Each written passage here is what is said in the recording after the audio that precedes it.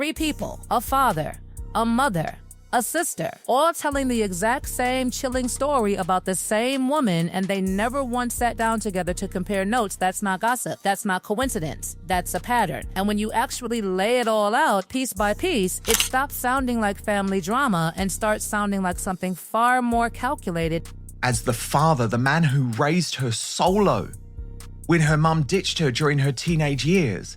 Seriously unwell father, Thomas Markle Sr., who's 81 years of age, fighting for his life in hospital, has...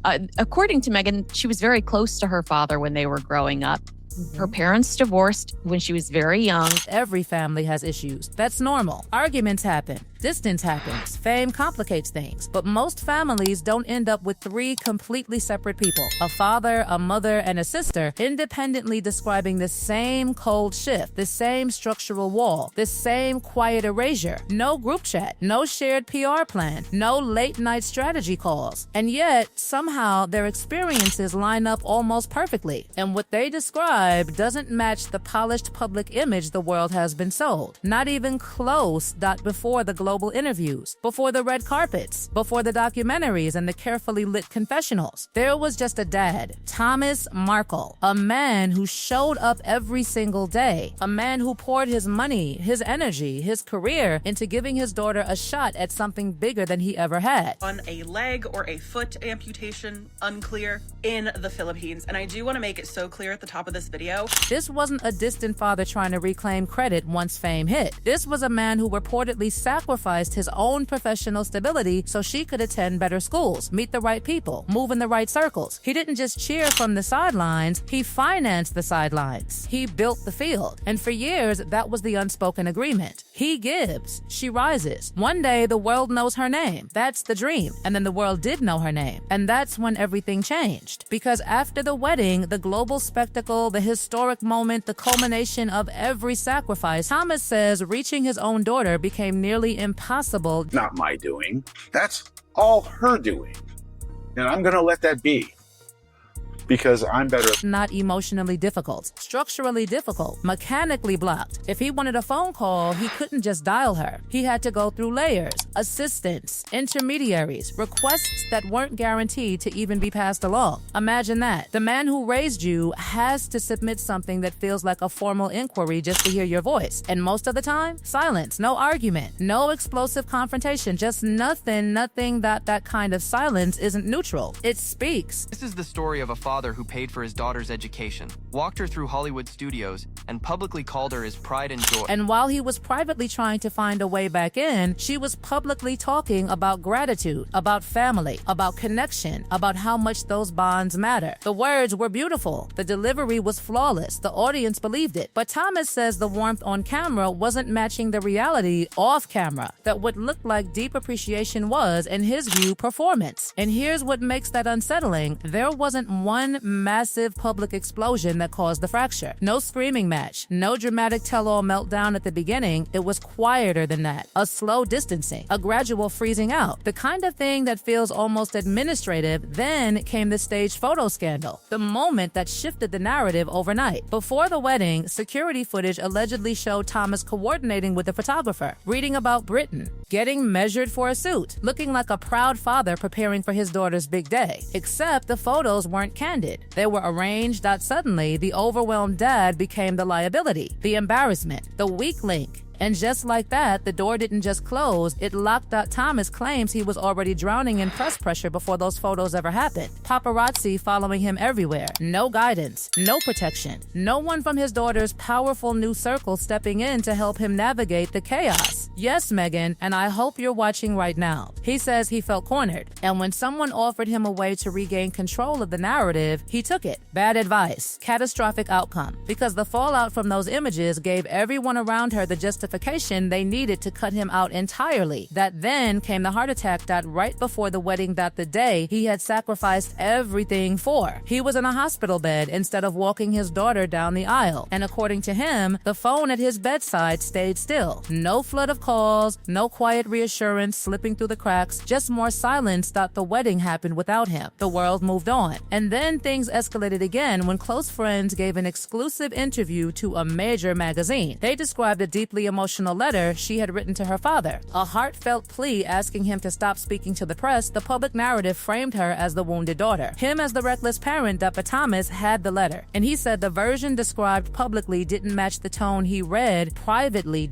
So he released parts of it. That decision detonated everything, because once people saw the actual words, they noticed something. The phrasing felt precise, structured, almost curated, not chaotic, not raw, carefully written. And later, it surfaced that individuals close to her had cooperated with the authors of a major biography. After publicly denying involvement, suddenly the letter didn't exist alone. It sat inside a larger pattern, a pattern of controlled storytelling, of personal moments becoming strategic assets. Thomas reached a conclusion that devastated him. He believed he wasn't communicating with his daughter anymore. He was communicating with a brand. And that realization, he says, is what broke whatever was left at. Now, here's where it gets even more complicated. Because if you only watch the public appearances, Doria Ragland looked like the calm, steady anchor in the storm, the composed, dignified mother standing quietly beside her daughter. But behind the scenes, according to whispers from those close to the situation, access wasn't as simple as it appeared. No, not my last, but I still haven't seen my grandkids.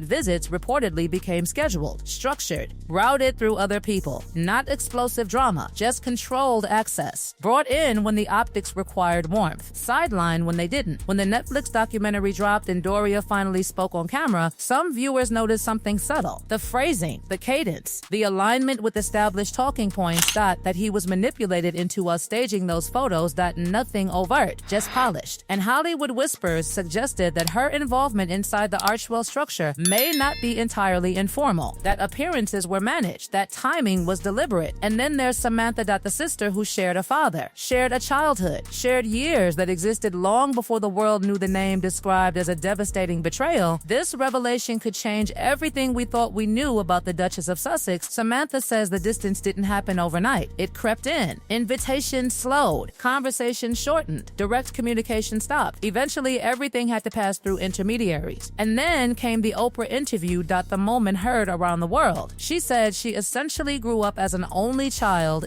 6 words. For Samantha, those 6 words felt like erasure, not distance, not estrangement. Erasure, a rewriting of shared history on one of the largest platforms imaginable. She went public. She argued that a deliberate effort had been underway to paint her as unreliable, opportunistic, to protect the cleaner origin story. Nothing legally seismic came from it. But the crack in the image was visible. Now, step back. A father locked out. A mother reportedly managed. A sister publicly erased. 3 separate relationships, 3 separate vantage points, all describing the same feeling: controlled access, conditional warmth, structured distance. And here's the part that makes this impossible to casually dismiss. They are not a coordinated trio. They are not aligned politically. They are not sharing strategy. They don't even appear united in personality. Yet the core pattern in their accounts mirrors each other almost exactly. A relationship that stopped feeling personal and started feeling transactional. Then Thomas had a massive stroke. Serious. Life-altering, the kind of event that strips away pride and conflict and ego, the kind of moment where you expect humanity to override history. The phone never rang. No quiet visit slipped in, unnoticed. No private olive branch. Just the same silence, now sitting beside a hospital bed. And that moment, more than the photos, more than the letter, more than the interviews, is the one people struggle to explain away. Because you can rationalize public distance. You can justify boundaries. You can defend privacy. But when a father suffers a stroke and there is still no visible reconciliation, that's the moment the image faces its hardest test. And according to the 3 people who were there before the fame, before the palace, before the cameras, the image and the reality have never quite matched. If this were just about awkward family dynamics, it would have faded years ago. If this were just about hurt feelings or messy estrangements, it wouldn't still feel this heavy. But what makes this story refuse to die is the pattern, the repetition, the way every road seems to lead back to the same cold center. Because here's what nobody wants to say out loud. Distance is one thing. Structural elimination is another. When Thomas Markle suffered that devastating stroke, it wasn't a tabloid exaggeration. It wasn't a dramatic headline blown out of proportion. It was catastrophic. He lost his ability to communicate normally. His mobility was affected. His independence was shaken. This was the kind of medical event that strips a person down to vulnerability. The world knew. It was everywhere. There was no version of reality within news didn't reach her. And for those watching this fractured family story unfold for years, that moment felt like a crossroads. Surely this would be it. The moment where everything else stops, where pride dissolves, where public narrative no longer matters, where someone simply shows up because that's what humans do when blood is involved. But the silence didn't break. No confirmed visit. No quiet hospital reconciliation. No softening. And when months later it was reported that a letter had been delivered to his bedside through trusted contacts, the timing felt eerily procedural. December 10th, Meghan's spokesperson confirmed that with the help of trusted contacts, her letter was delivered. Even that, filtered through official channels. Structured, controlled, not a daughter at a hospital bedside. A spokesperson confirming logistics. And here's where the emotional dissonance becomes almost unbearable, because the public image that has been cultivated for years centers on compassion, on healing, on speaking your truth, on protecting mental health and prioritizing love over institution. That narrative is powerful. It resonates. It inspires millions, but what happens when the people who share your last name don't recognize that version of you? Thomas describes feeling not just cut off, but replaced, as if the daughter he knew slowly dissolved into something corporate, something managed, something that operated with talking points instead of spontaneous humanity. And Doria's role? That's where the discomfort deepens. Publicly, she's the symbol of steadiness, the soft-spoken mother who rarely gives interviews, the grounded presence during royal chaos. But behind closed doors, reports suggest her access hasn't always been unlimited either. Appearances align almost perfectly with major public moments. Documentaries, strategic interviews, milestones requiring maternal warmth. Then quiet again. I didn't watch the Marles documentary that came out yesterday on Sunday, but I did decide to watch it.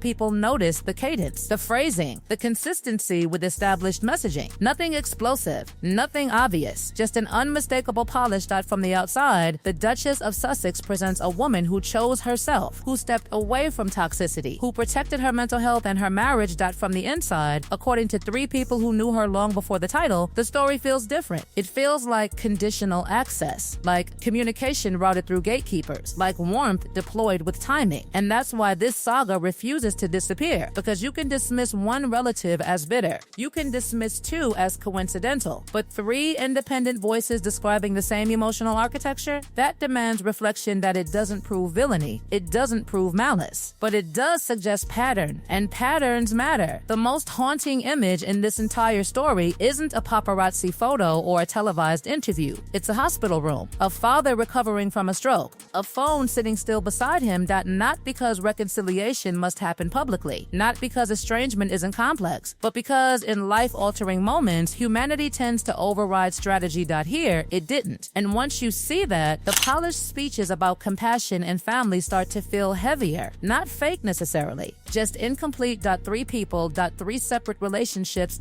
1 repeating theme. And whether you interpret that as boundary setting or brand maintenance, one thing is undeniable: the gap between public image and private experience has never fully closed. The cameras eventually turn off. The interviews end. The deals get signed. The narrative moves on, but the silence in that hospital room, that lingers. And that's the part people can't unsee.